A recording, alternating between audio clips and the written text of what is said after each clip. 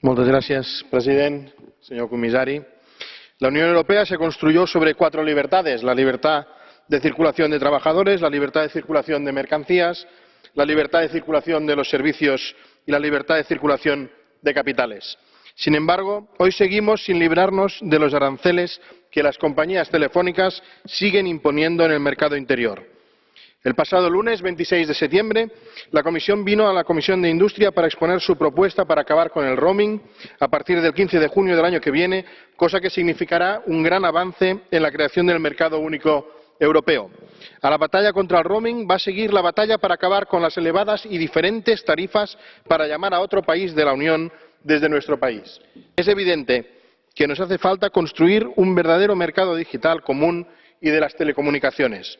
El roaming solo es una estación intermedia y, por ello, la Comisión no debería relajarse más que un momento para disfrutar de este avance, para coger fuerzas renovadas y seguir luchando en la construcción de este mercado común. Un mercado que ya debería contar con un verdadero organismo regulador a nivel de la Unión.